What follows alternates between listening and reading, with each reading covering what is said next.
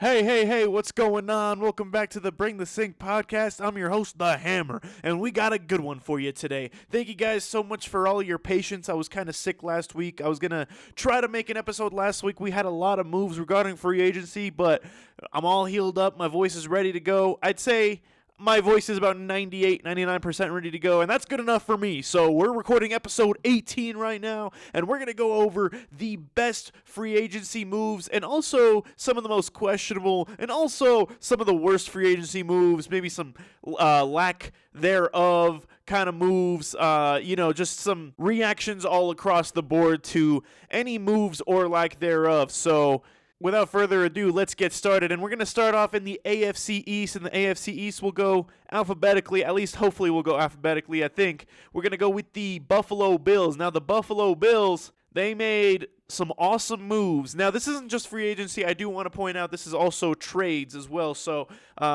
in the free agency / trade market, I think the Bills made an awesome move, finally getting some help for Josh Allen by acquiring DJ Moore through trade, which I'm not sure if I mentioned that in my previous episode or not, but if I didn't, breaking news: Buffalo Bills traded for DJ Moore from the Chicago Bears along with a 2026 fifth-round draft pick in exchange for a 2026 second-round draft pick. So, honestly, I think that's a great deal. You know, a second-round draft pick, it could be good, it could be bad, it could be a bust, it could be not. But DJ Moore is DJ Moore, and he's already proven he's a commodity, and he's done really well with some, albeit questionable, quarterbacks. So for him to finally get a top 3, top 2, even best quarterback in the league even, I think this is an absolutely phenomenal deal for the Buffalo Bills. They also re-signed Dawson Knox, so welcome back, Dawson Knox. That's huge for them. They re-signed Connor McGovern. That's one of their best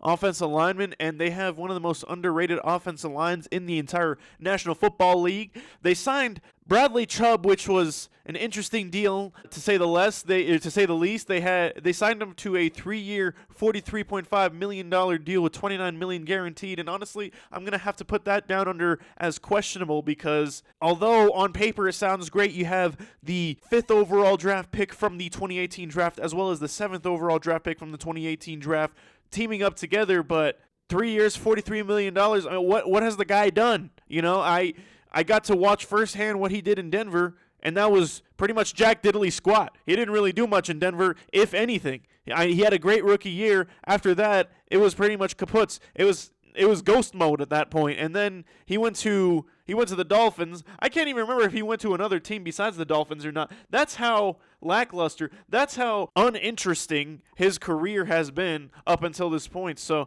an interesting signing nonetheless. I think there's definitely a lot to prove with Bradley Chubb, especially now that he's getting a fresh start in Buffalo. So it's going to be something to watch out for. And every other free agency move they made was either re-signing some of their expiring contracts like Tyler Bass and Mitch Wishnowsky. Other than that, there's not really a lot of moves that at least I can see here that really point out to me. I mean, they lost Mitch Trubisky, and I don't think they're really losing sleep over that. But so that'll be the Buffalo Bills. Miami Dolphins. Now this one is interesting. So they started off on one hell of a off-season run by cutting Tua, and I think everybody in Miami was so happy and so excited to cut Tua. And like my dad always says, the fish stinks from the head down. And when it comes to the football team itself and the players, the head is the quarterback. So if your team stinks, you probably have a quarterback that stinks more often than not. So they cut Tua. Everybody was happy. Everybody was excited. And then they signed Malik Willis to a 3-year, $67.5 million deal with $45 million guaranteed. Kind of a questionable move, but I do think Malik Willis has shown enough from those. Actually, I can't even say if he's shown enough from those 6 games that he played with the Packers. This is an interesting move. Nonetheless, I hope he can make it work. Obviously not against the Broncos, but I hope he can make it work with Mike McDaniel calling the plays. And it looks like he's also going to have a couple new weapons because they signed Tutu Atwell and Jalen Tolbert to cheap deals for wide receivers, especially in this market. So that was good on them. And We're going to get to Tua here in a second, but I think just moving on from Tua will definitely refresh that locker room quite a bit to even if you had anybody else at the helm, it should kind of give you a game or two of a bump in terms of morale. So good on the Dolphins for doing that. They also signed Josh Uche. Matthew Butler re-signed. Willie Gay re-signed. They also signed Zane Gonzalez, a kicker. And it looks like they have two kickers on the roster now, Zane Gonzalez and Riley Patterson. Riley Patterson's a solid kicker too, so this will be interesting to see. I think they might have a little kicking competition here in the preseason, but I can almost bet you my entire paycheck that that's going to happen. Now moving on to the New England Patriots, who I believe had a stellar offseason. They signed Elijah Vera Tucker to a 3-year, $42 million deal with $21 million guaranteed. Honestly, phenomenal move to beef up that O-line, especially after how battered and beaten we've seen Drake May in that Super Bowl run from the Super Bowl, AFC Championship. Granted, they were playing some of the best defenses in the league at that point, but that entire playoff run, he was just getting battered and beaten down. So beefing up that O-line was huge. They also signed Reggie Gilliam to a 3-year, $12 million deal, which is kind of a lot for a fullback, but, it's, if you need it, you need it at that point. And they also signed Romeo Doubs, which a lot of people in Broncos country were kind of salty about because they wanted Romeo Doubs. However, they signed him at a 4-year, $70 million deal. Now, this is definitely going to be a prove-it deal for me because I truly don't understand how Romeo Doubs, who had similar numbers to Troy Franklin, of all people, signing a 4-year, $70 million deal. I don't necessarily agree with that. I think there is a lot of other wide receivers you could bring in for either a cheaper price or about the same price. So, I don't know. Romeo Doubs I've never been terribly high on. However, the more the merrier when it comes to pieces and weapons for Drake May. They also signed Draymond Jones, 3 years, $39 million deal. That'll pay him $14.5 million in year number one. Definitely beefing up that already stacked D-line. That D-line is one of the best in the league. Now they're bringing in a weapon in Draymond Jones, so that's definitely something to watch out for. They also brought in safety Kevin Byard to a 1-year, $9 million deal, and it seems like Kevin Byard has been in the league for a million years. So I guess this is another prove-it deal to see, do you still have some gas left in the tank, or am I confusing this with somebody else and he's only been in the league for, a few years or so? But I don't know. I feel like I've heard this name on the move quite a bit over the last few years. So I don't know. Moving on, we got the New York Jets, who also had an interesting offseason. They brought back Geno after trading for him with the Las Vegas Raiders, along with a 2026 7th-round pick in exchange for a 2026 6th-round pick. So the Geno Smith era in New York is back, ladies and gentlemen. They also franchise tagged Breece Hall, definitely another name on my watch list. I wanted him in Denver, but they tagged him, so there's not really much that they can do about that unless he holds out for a trade or, refuses to sign that deal. We've seen how running backs have been treated for doing that over the last few years. So it's probably a good idea for him to play out that season with the $14.2 million guaranteed that is offered to him for this franchise tag. They also signed Demario Davis on a 2-year, $22 million deal, and this is another guy on my watch list too. This is a great signing, I think. Demario Davis is still doing it, man. He's honestly one of the best linebackers in the league, and this is one of those positions that I think the Broncos are relatively weak at. So seeing him go to the Jets, it's like, wow, the Broncos couldn't have given this guy 2 years, $22 million. Like that's kind of crazy. They also acquired in a trade with the Tennessee Titans Tavondre Sweat, defensive lineman, in exchange for edge rusher Jermaine Johnson II, and that's good to beef up their D-line as well. They also beefed up their depth with a lot of different positions, not so much anything that's mentionable except for Minkah Fitzpatrick, who they traded for from the Miami Dolphins for an exchange of 2026 7th-round draft pick, and they will now sign him to a 3-year, $40 million deal. I'm not going to lie, I feel like this new age of safeties, like Minkah Fitzpatrick and Justin Simmons. Well, Justin Simmons is kind of come and gone, but these kind of like new age safeties, they're not really like heavy hitters or anything. They're more just like secondary, like slower cornerbacks. I think they're a little more overrated these days, and especially Minkah Fitzpatrick. I still think that he's good, but I definitely think he's teetering more on the overrated side for sure. I mean, feel free to prove me wrong. They also signed Cade York, which means that is the end of the Nick Folk era after so many years in New York. Now they have another York, Cade York, to handle their kicking and special teams duties, so that'll be interesting to see. Moving on to the AFC North. This one, we're going to start out with the Baltimore Ravens, is extremely interesting, and that's because they traded for Max Crosby, and I believe I mentioned that on the previous episode that they traded for Max Crosby, and I was thanking the Lord that finally Max Crosby is out of my division, and boy was I wrong, because Max Crosby ended up failing his physical, and they refused the trade. They rejected the trade after the fact that he failed his physical, and now Max Crosby is back with the Las Vegas Raiders, and I have to be stuck with him in the division for God knows how long now. And I'm trying not to think about it, because every time I do, it's like, oh man, I'm pissed, dude.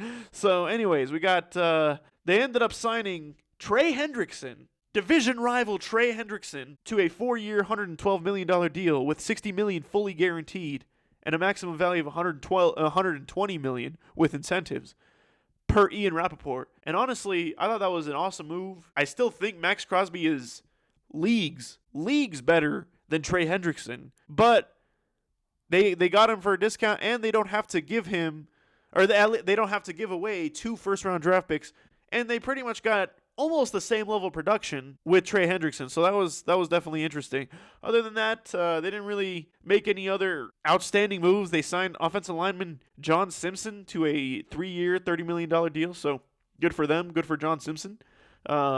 Moving on, we had the Cincinnati Bengals, who had a surprisingly solid offseason with their acquisitions. They signed Orlando Brown Jr., offensive tackle, to a 2-year, $32 million deal. Beef up that O-line. They re-signed Dalton Reisner to a 1-year deal. They signed Boye Mafe, edge rusher, for a 3-year, $60 million deal. I guess they have to replace Trey Hendrickson somehow. They signed defensive lineman Jonathan Allen, 2-year, $26 million deal. They signed Jalen Davis, or they re-signed Jalen Davis, cornerback, to another 1-year deal. And then they signed safety Brian Cook to a 3-year, $40 million deal. So look at these guys, man. Look at the Brown family. They're not taking Joe Burrow's depression lightly. You know, they're trying to help him out. They're actually spending some money. Good on them. I think all these moves are pretty solid, and it's a trend in the right direction. Now, moving on to the Cleveland Browns, the original Brown, we have not a lot of crazy moves, in all honesty. There's not really a lot of names that pop out now that I'm looking at it. It's they acquired Titus Howard, offensive tackle, in a trade with the Houston Texans in exchange for a 2026 5th-round draft pick. So he signed afterwards he signed a 3-year, $63 million deal, so kind of a big deal. Other than that, I mean, there's not really much to mention. I mean, they signed Quincy Williams, linebacker, to a 2-year, $13 million deal with $9 million guaranteed. So honestly, not much you can really expect from the Browns. So they kind of beefed up some of their weaknesses, and they also signed offensive lineman Elgton Jenkins to a 2-year, $24 million deal. So kind of beefing up that O-line for Shador or Deshaun Watson, whoever is the quarterback at the helm next year. So that'll be interesting. Now, the Pittsburgh Steelers, I think, had an awesome offseason, and I'll tell you why right now. They signed Michael Pittman, or actually they acquired in a trade Michael Pittman along with a 7th-round draft pick in exchange for a 6th-round draft pick. And then they signed Michael Pittman to a 3-year, $59 million deal after acquiring him in the trade. So that was freaking awesome, I think. I think Michael Pittman was at the top of my wish list. I really wanted him, knowing that he was going to be on the market, and unfortunately he ended up going to Pittsburgh. Another guy that I really wanted was Rico Dowdle, and he signed a 2-year, $12 million deal with the Steelers. And honestly, what a discount. What an awesome discount for one of the league's best backs as of last year. He had a phenomenal year in the few snaps that he played, and considering that he was kind of like the backup running back in that role with Chuba Hubbard and the Panthers last year, he had a phenomenal year. And I'm not even talking like fantasy-wise. He was pretty much 95% of the Panthers' offense for a few of those games, and especially those games that they won. So it was that was definitely pretty crazy. They re-signed Cam Hayward. They signed Sebastian Joseph Day. They re-signed Asante Samuel Jr. They signed Darnell Savage. So honestly, some pretty solid moves. And then obviously, they hired Mike McCarthy as their head coach, which I don't know. That's another move that's sort of okay, kind of questionable, but you will see how it pans out. I think Mike McCarthy definitely knows what he's doing, but obviously he's had a bad string of luck over the last few years, so we'll see. Especially, it's kind of looking like the Pittsburgh Packers right now, as some of my friends like to mention it. So, they got Aaron Rodgers, who has not confirmed or denied retirement as of yet, but I'm pretty sure he'll be back for at least one more year. And then they have Mike McCarthy, and they got all these pieces. So I guess we'll see them making the wild card round again and then losing in the first round of the playoffs, maybe. But we'll see. We'll see. I mean, it's going to be the first year in a very, very, very long time that we see the Steelers without Mike Tomlin, or in an era that is not the Mike Tomlin era. So that concludes the AFC North. Now moving on to the AFC South. I don't know how I got this organized right now, but it's just we're going all over the compass right now. So almost done with the AFC so far. AFC South, we're starting off with the Houston Texans, who had some pretty interesting moves, not gonna lie. They signed Dalton Schultz, tight end, to a 1 year, a 1 year extension worth $12.6 million. For some reason, I thought this said Dawson Knox for a second, and I was like, wow, he went to the Texans? That's amazing. No, Dalton Schultz. No, that makes sense. Yeah, he comes back for another year worth $12.6 million. They signed Foster Moreau, another tight end, but you guys don't care about that. They signed David Montgomery, or they traded for David Montgomery in exchange for offensive lineman Juice Scruggs, what a name, a 2026 4th-round draft pick, and a 2027 7th-round draft pick. It was pretty much one of the first moves that kicked off the free agency / trade window of the offseason, and it was honestly, it started off with a bang, and it was like, well, that's going to be weird not seeing David Montgomery and Jahmyr Gibbs lining up in the same backfield in Detroit anymore. But honestly, I think this is a great move. David Montgomery, I think deserves that number one back role right now, and he's going to be. I think he's definitely going to be a back to watch for next year, especially if they can figure out their problems on the offensive line and they can actually start running the football. They also got a couple other young running backs there, so if they split the carries kind of like similar to how Detroit did, I think this is going to be an interesting watch for sure. They also signed Reed Blankenship from the Eagles on a 3-year, $24.75 million deal with $16.5 million guaranteed. That's definitely going to help out their already stacked defense. They re-signed Kaimi Fairbairn to a 2-year, $13 million extension, making him the highest paid kicker in NFL history. What a guy. And honestly, he definitely deserves it. He's one of the best kickers in the league. He's almost automatic from any distance. If anyone deserves it, it's definitely that guy. They re-signed Danielle Hunter to a 1-year, $40.1 million extension. Kind of crazy. Danielle Hunter, top 5, top 10 best edge rusher in the league right now. I don't know if he's worth $40 million, though. That's pretty crazy. I mean, you really think about it. Let's put it in perspective. Nick Bonito makes $30 million a year. However, Micah Parsons makes $47 million a year right now. So that is, I don't know if he's closer to Micah Parsons' level or if he's closer to Nick Bonito, but either way, I mean, they also made a plethora of other moves regarding their offensive line depth. They signed Evan Brown, offensive tackle Trent Brown. They signed a couple of Browns. They signed Braden Smith, 3 offensive tackles. They signed Ed Ingram, offensive guard, and then beefed up their defensive line depth as well with Logan Hall, Dominic Robinson, Naquan Jones, and Sheldon Rankins. So honestly, a great offseason so far for the Houston Texans, and definitely a team to watch out for next season. Moving on to the Indianapolis Colts. The Indianapolis Colts had a interesting offseason, to say the least. They spent a lot of money. Now, the question is, do I believe they should have spent all of this money? I I can't answer that at the moment, but they re-signed Daniel Jones to a 2-year, $88 million deal. I don't know how he keeps getting away with this, but the first 8 to 10 games of last year were apparently enough for him to earn $44 million a year over the next 2 years. So definitely interesting. Good for Daniel Jones and his family. I love seeing players getting paid. I don't know. I'm pretty sure I would be on suicide watch if my own team re-signed Daniel Jones to $44 million a year. And kind of scares me too, because my team has Bo Nix on a rookie deal, and when that rookie deal expires, I can't imagine how much my team is going to have to pay for Bo Nix. But we're not talking about the Broncos right now, and hopefully I don't have to talk about the Broncos for the rest of this episode, because they kind of frustrated me throughout free agency. Anyways,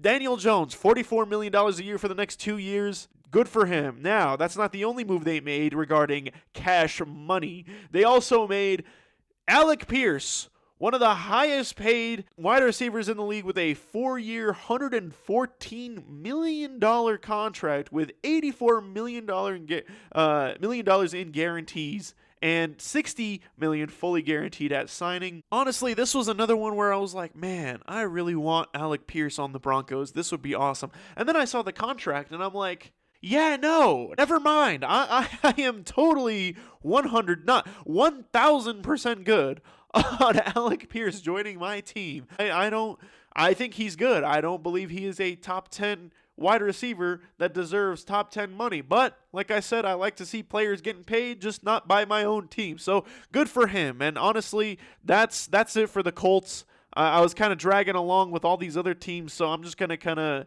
go through all of this. I'm not going to mention all of these other guys who are pretty much no names except for Arden Key. Shout out to Arden Key. He signed a 2-year deal worth up to $20 million with $11 million guaranteed.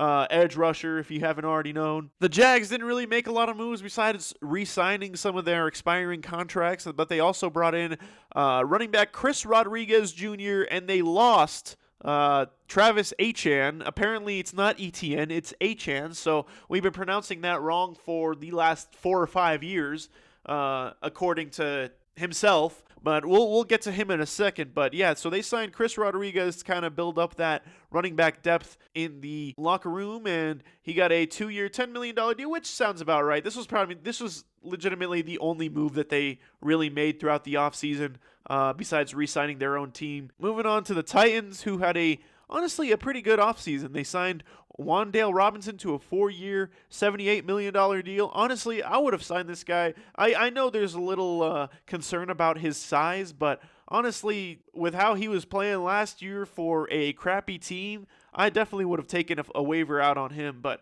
4-year, $78 million deal, I don't know if he did enough last year to prove it, so maybe it's for the best that the Broncos didn't sign him. They also signed Daniel Bellinger, definitely a solid tight end to add to that Tennessee tight end room. They acquired Jermaine Johnson II, which I mentioned earlier in the trade with the New York Jets. They signed John Franklin Myers to a 3-year, $63 million deal, which honestly good for him. I'm going to miss him a lot in Denver. He was definitely one of Denver's best, but like I said, 3 years, $63 million, see ya. Glad that you're getting paid. Glad it ain't coming from my pockets, you know what I mean? Or at least my team's pockets. So yeah, $21 million a year for a guy who wasn't necessarily even really in the starting rotation. He kind of just filled in from time to time with Zach Allen and all them. So good for John Franklin Myers, JFM as we like to call him. But that's definitely going to beef up their D-line up in Tennessee. That's going to be a scary defensive line. You know, they already had a stacked defensive line. Now they're adding JFM. It's gonna be interesting to see. They also signed 2 cornerbacks, Cordell Flott and Alontae Taylor, both with 3-year, $45 million deals respectively. Or sorry, Alontae Taylor had a 3-year, $60 million deal. So the Titans had a lot of money to blow, if you know what I mean, when it came to this free agency.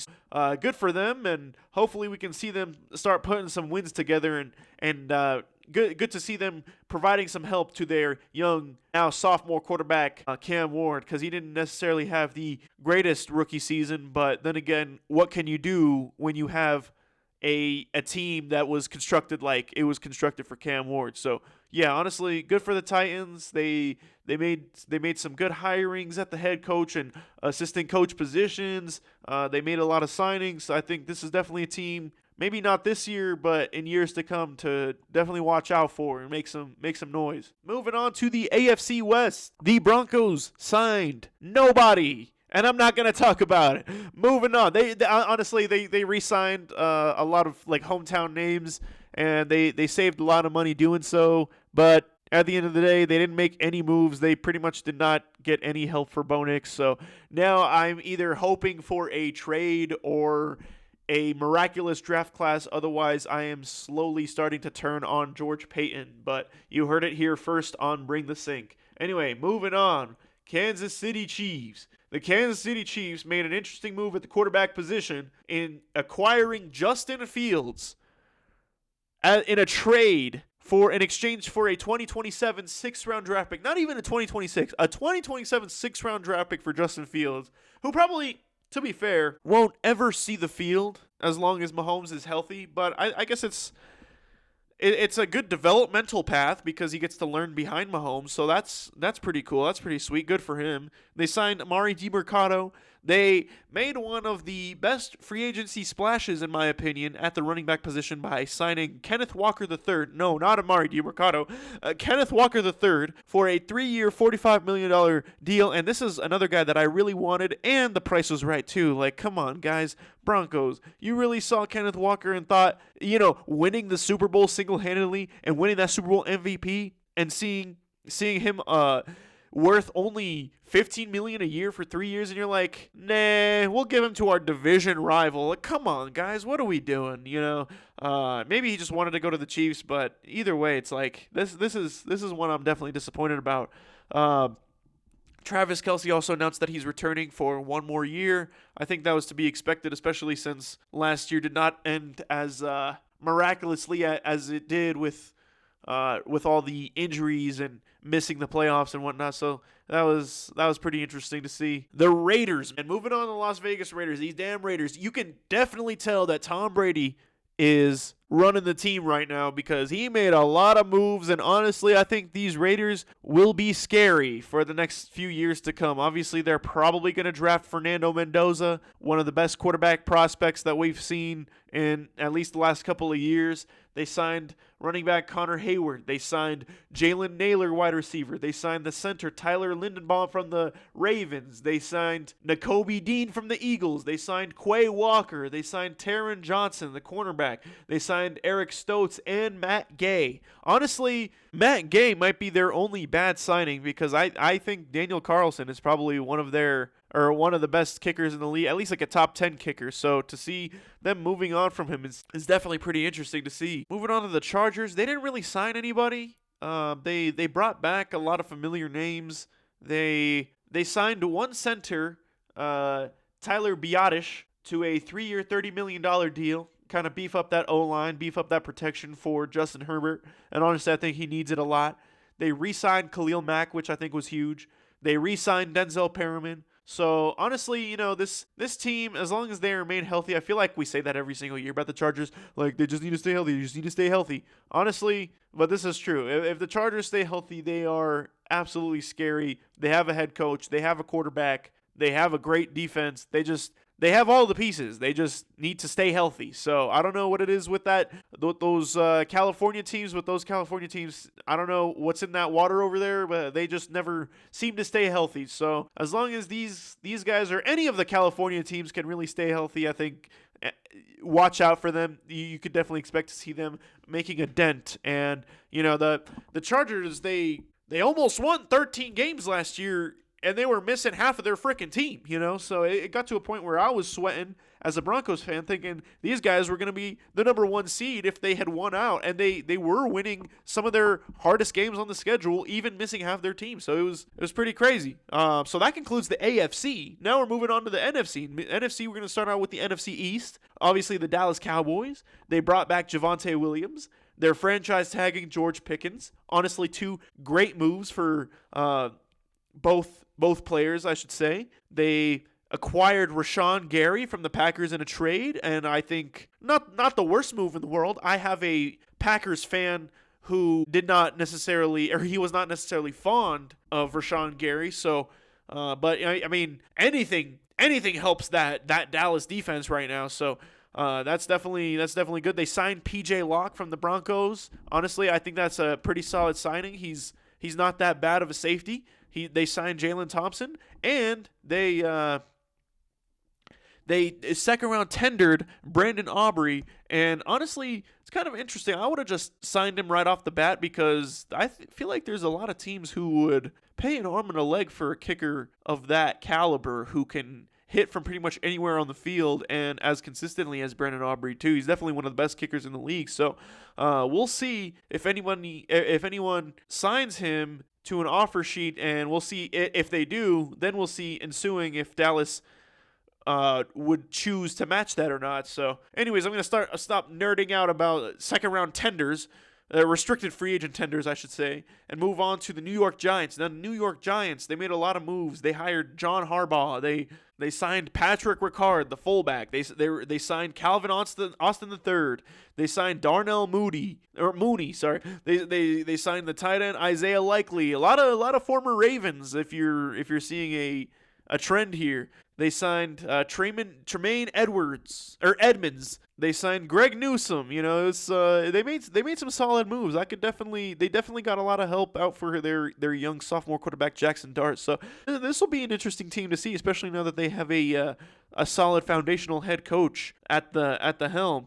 Moving on to the Philadelphia Eagles. They didn't really make a lot of moves besides re-signing their own. I mean, they re-signed Dallas Goedert and Jordan Davis, and they paid Jordan Davis a lot of money, which I honestly think he fully deserves that. He's definitely one of the best defensive tackles in the league. But they also signed one of the best cornerbacks in the league in Tariq Woolen to a 1-year, $12 million fully guaranteed deal with a max value up to $15 million. So that'll be interesting to see. I mean, they are not, their weakness is not the cornerback position. So we'll definitely see how that goes. Moving on to the Washington Commanders, they made a lot of deals, actually. I mean, they signed Jerome Ford, Rashad White, Diami Brown, Van Jefferson, Traylon Burks, and Chigo Okonkwo, all respectively on the offensive side. They also re-signed Laramie Tunsil. They re-signed Nick Algaretti on the offensive line. And then on the defensive side, they signed Odafe Owe and Leo Chenal, and then brought back a few others. I mean, they also signed Amik Robertson, cornerback. So they re-signed punter Tressway, one of the best punters in the league as well. And they re-signed Jake Moody. So they finally have a kicker that they are comfortable with and feel like they could build some consistency with. So honestly, good for them. So that concludes the NFC North. Moving on to the NFC East now. Moving on to the NFC North. We're going to start out with the Chicago Bears. They signed Khalif Raymond, and honestly, I didn't even know that Case Keenum was on the Chicago Bears, but they re-signed Case Keenum to a 2-year, $4 million deal. It's that's kind of wild. I feel like they already have a couple of backup quarterbacks there, but yeah. Anyways, they signed Devin Bush, linebacker. They also re-signed DeMarco Jackson, another linebacker, for $7.5 million. So honestly, a great deal. They re-signed Jalen Jones, cornerback. They traded for Garrett Bradbury, the center from New England Patriots, in exchange for a 5th-round draft pick from 2027. Honestly, not too many bad moves here. Honestly, I feel like all of these are pretty good and can definitely build the Bears up for success. And one move that I'm actually forgetting, but last but certainly not least, probably the most significant, is that they signed safety Kobe Bryant to a 3-year, $40 million deal. That's newly Super Bowl champion crowned Kobe Bryant. So shout out to Kobe Bryant. Glad that he got that money, and glad that the Bears are building up their defense. So moving on to the Detroit Lions, they signed Teddy Bridgewater. They signed Isaiah Pacheco in lieu of that David Montgomery trade. So that'll be interesting to see Pacheco and Jahmyr Gibbs instead of Montgomery back there. Definitely will take some getting used to for sure. They signed Tyler Conklin to a 1-year deal, honestly, and they signed center Cade Mays to a 3-year, $25 million deal. Not a whole lot of moves, and honestly for Detroit, but Detroit has a good roster. That's just another one that feel like they have to stay healthy. They got to find the right play callers at the helm, and I think they will definitely figure things out. The Green Bay Packers signed wide receiver Sky Moore. Interesting. I mean, I guess in lieu of Romeo Doubs, they also signed Javon Hargrave to a 2-year, $23 million deal. They acquired Zaire Franklin, linebacker from the Indianapolis Colts, in exchange for a defensive tackle, Colby Wooden, in a rare player-for-player trade. So that was pretty interesting. Also, not a lot of moves made by the Green Bay Packers. I guess I'm forgetting Benjamin St-Juste signed on a 2-year, $10 million deal. So not a lot of moves, but, they made some moves. And, if you follow the Packers at all over the last half century, you know that they don't usually make a lot of moves. So this is to be expected. This is honestly a little bit more than we should even really expect from the Green Bay Packers. Now moving on to the Minnesota Vikings, who made a lot of splashes, and specifically one splash by signing Kyler Murray, former quarterback of the Arizona Cardinals, to a 1-year kind of prove-it deal for them. And it'll be very, very, very interesting to see how J.J. McCarthy takes that, and how that quarterback competition come camp and the preseason is gonna move things along, because that is gonna be very, very, like, do you go with Kyler Murray with the fresh start and him throwing to brand new wide receivers and Justin Jefferson and Jordan Addison, or do you go with the guy that you're trying to develop, who missed his entire rookie year, struggled his sophomore year, now entering his third year, hopefully healthy? Maybe he'll show you something that you want to see, or maybe he won't, and that's why you have Kyler. I don't know. It's kind of a mess, but I don't know. When it comes to football, I kind of like messes when they're not on my team. So honestly, it's it's pretty entertaining to watch. Now, speaking of quarterback messes, we're moving on to the NFC South, specifically the Atlanta Falcons, and you already know what I'm about to say, because they signed none other than Miami's very own, or I guess Hawaii's very own, Tua Tagovailoa, to a 1-year prove-it deal on the veteran minimum. Not going to take any other chances. They're just giving him the minimum that you could possibly give a veteran, and have him duke it out with Michael Penix. Now, is he going to light a fire under Michael Penix to make Michael Penix a serviceable quarterback? Which, honestly, I think Michael Penix was actually trending in the right direction. However, those injuries kind of caught up to him, and he was not able to develop last year, or develop as well as he should have last year. So hopefully Michael Penix can come back fully healthy, and we don't have to see Tua on the field, and we can just see Michael Penix. Because I'm not going to lie, man, as much as everybody likes to clown Penix, Penix throws a great ball, man. He throws lasers. He throws missiles, man. And I really want to see Penix instead of Tua. So they also signed Jahan Dotson. They signed Olamide Zaccheaus, who has been kind of traveling around from year to year to year. He was on the Commanders, and then he was on the Bears, and now he's in Atlanta. They signed Austin Hooper. Welcome back to the Falcons, Austin Hooper. They franchise tagged Kyle Pitts, and they brought in kicker Nick Folk, who is like 49 billion years old right now, so it's kind of interesting. But they're just looking for some sort of consistency at the kicking position from or at least in Atlanta. Those kickers, I want to say 2 or 3 different kickers cost them multiple games last year. So they just want some sort of consistency, some shred of consistency. And hopefully Nick Folk will bring that to them. Now, moving on to Carolina Panthers. Carolina Panthers made some interesting moves. They signed offensive tackle Rasheed Walker. They signed Devin Lloyd on a 3-year linebacker. Devin Lloyd through a 3-year, $45 million deal. They signed Sam Martin, one of the best punters in the league, to a 2-year contract. They signed Kenny Pickett to a 1-year, $4 million deal, hopefully as a backup. I don't really want to see much of Kenny Pickett on a football field. They signed David Moore, wide receiver, and wide receiver John Mechie. So they made some pretty solid moves, I'd say, especially for the Panthers. Moving on to the New Orleans Saints, they signed Travis Etienne to a 4-year, $52 million deal. Honestly, good for them. I don't know what they're going to do with Alvin Kamara, if they're going to release him, if they're going to keep him, or if they're going to trade him, but to be determined right now. But it looks like they're grabbing some help for good old Tyler Shuck, and shout out to Tyler Shuck, because he definitely deserves all that help. And they're beefing up their offensive line. They got Dylan Radunes, David Edwards, and then they got a little tight end action in Noah Fant. That's a familiar name, Noah Fant. Shout out Noah Fant. Not really, but looks like he's on the Saints now. He was formerly on the Cincinnati Bengals, and then he was on the Seahawks, and then he was with the Broncos, and kind of followed him for pretty much majority of his career because we drafted him, and it never really panned out. So hopefully he can find some new beginnings in New Orleans. But it's good to see that he's still in the league. It's hard to earn a second contract or a third contract or a fourth contract, and he just keeps doing it. So shout out Noah Fant.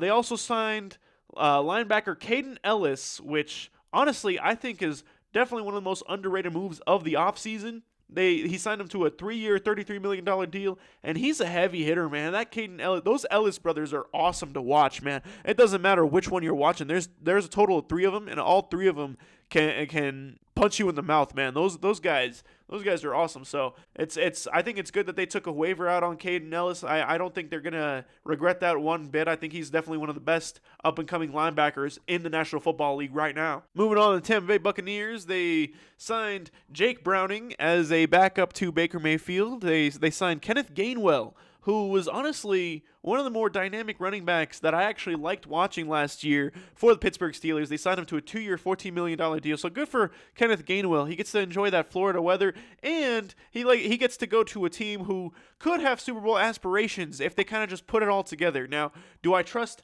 the front office? Do I trust the coaching staff to put it all together? That is a different question altogether, but for the most part, this Tampa Bay team, you don't sleep on them. They could be a Cinderella team at any point in time. They have a lot of underdog energy. So for him to join that Florida weather and go to a team that actually has a better chance of contending for a title than the Pittsburgh Steelers, honestly, I think that's definitely a great deal. They didn't really make a lot of other moves besides signing Alex Anzalone to a 2-year, $17 million deal. Definitely another one of those linebackers that I would love to see in Denver, but I guess the timing wasn't right or the price wasn't right. I don't know which one, or maybe they just didn't know about him at all. I feel like that's kind of unacceptable if you're a GM, because Alex Anzalone is definitely one of the better up-and-coming linebackers in the league right now, so shout out to him for going to Tampa. And that concludes the NFC South. Now we got the NFC West. This is our last division, guys. So thank you guys so much for holding in there. We got the Arizona Cardinals, who signed Gardner Minshew to a 1-year, $5.75 million deal. I can almost guarantee you that these guys are going to draft a quarterback, because there is no way on God's green earth that they are going to have a quarterback room with Jacoby Brissett and Gardner Minshew. Although, if they do, that would probably summarize the Arizona Cardinals as a whole in an organization. But the other moves tend to make me think maybe they're going in the right direction, and maybe they are trying to actually start winning ball games, because not only did they hire a new coach, they signed Tyler Algier, one of the most underrated running backs in my opinion, to a 2-year, $12.5 million deal. Honestly, huge discount. I think he is, like I said, one of the most underrated running backs in the league. I definitely would have loved to have him in Denver. He is a smash mouth, classic runner of the football. He kind of reminds me of like a young Jamal Lewis or something. So shout out to Tyler Algier. They also signed Kendrick Bourne to a 2-year, $10 million deal. They signed Simi Fehoko. They re-signed Simi Fehoko. Excuse me. They signed offensive guard Elijah Wilkinson. They're really beefing up the offensive line too. They signed guard Matt Pryor, guard Isaac Samalalu to a 3-year, $31 million deal, which is pretty significant for a offensive lineman. They also beefed up the D-line as well, signing Roy Lopez to a 2-year, $11 million deal. Honestly, and they re-signed a couple other defensive linemen. Definitely trending in the right direction for the Arizona Cardinals. I don't really have much bad to say about them. This is one of those teams that I was definitely ragging on in my first or second episode of Bring the Sink, and I think they're definitely trending in the right direction now that disastrous 2026 season, or 2025 season, is finally over. Moving on to the Los Angeles Rams. They didn't really make a lot of moves except for in the defensive side of the football. They traded for Trent McDuffie from the Kansas City Chiefs. Now this one, hopefully the physical has passed, because this one, I am so thankful that he is out of my division. This guy used to lock up all of the Broncos wide receivers and make life tough for the Broncos quarterbacks and in the passing game in general. So I am glad that Trent McDuffie is finally out of the division, and hopefully he passed that physical, or else I'm going to make him pass that physical, because this I do not need another Max Crosby situation. So thankfully the Rams got Trent McDuffie. I don't have to worry about him except for maybe one game this year, and then I don't have to worry about him for the next 4 years unless we face him in the Super Bowl. They also signed Jalen Watson, cornerback, for a 3-year, $51 million deal, so $17 million a year. Good for Jalen Watson. They re-signed Cam Curl, the safety, and then they signed long snapper. Actually, not even going to mention that. I thought it said linebacker for a second, then I see LS, and I was like, why am I even mentioning long snappers at this point? Shout out Joe Cardona, whoever you are. We're not talking about you beyond this conversation right now. Moving on to the San Francisco 49ers. They made an interesting signing, an interesting splash, I should say, by signing Mike Evans, which is going to be so weird, seeing him in a jersey that is not the Tampa Bay Buccaneers. They signed him, and he's not even going to be number 13 anymore because Brock Purdy is number 13. And they signed him to 3 years. Like, I feel like he doesn't have 3 years left in the tank. Feel free to prove me wrong. I love watching you play, Mike Evans. So if you have 3 years left in the tank, please, by all means, play 3 more years. But I don't know. I mean, especially with that practice field that's literally right next to that electrical compost yard or whatever that like causes all these injuries according to all those conspiracy theorists. This is going to be a move to keep on the radar for the next few years, just to see how that really pans out. They also signed Christian Kirk, wide receiver from the Texans, to a to be determined deal. Guess they don't have that on here. Interesting. They signed an offensive tackle in Vidarian Lowe to a 2-year, $12 million deal. They signed Dre Greenlaw, welcome back Dre Greenlaw, to a 1-year, $7.5 million deal. And honestly, I'm not really too bummed about this as a Broncos fan because he was either injured or suspended he made a couple of plays here and there, but the juice was definitely not worth the squeeze as a Denver fan. So good luck. Thank you for your time in Denver. You definitely gave us a couple of good plays here and there, but like I said, good luck in San Francisco. They re-signed Eddie Pinheiro to a 4-year, $17 million deal. They signed cornerback Nate Hobbs to a 1-year, $4.5 million deal. So they made some pretty solid moves overall. I don't know if I'm gonna do like a winners and losers so far, but like a lot of these teams have really impressed me so far with their moves. Now, last but not least, we got the Super Bowl champions, Seattle Seahawks. They signed Emmanuel Wilson from the Packers for a 1-year deal worth up to $2.1 million. They re-signed Rashid Shaheed on a 3-year, $51 million deal, which was probably the trade of the century last year when they made it again with the New Orleans Saints. And honestly, like I said throughout this entire show, that trade won them the Super Bowl. So I'm glad that he's getting paid. I'm glad he's getting that money, and I'm glad he's staying with that team because he definitely earned that team a title. This was kind of like a Kawhi kind of trade. It definitely helped him out a lot. And then other than that, they didn't really make a lot of moves. They re-signed a couple other guys, Josh Jones, they signed 2 Joshes, Josh Jones and Joshua Jobe, offensive tackle and a cornerback respectively. And then they signed Rodney Thomas, a safety, and to a to-be-determined deal. So honestly, like I said, I was 99, my voice was 99%, 98% healthy at the beginning of recording this. Now, after about an hour of recording this, my voice is at about 60% healthy. So thank you guys for hanging in there. If you guys could hear a noticeable difference, I'm sorry.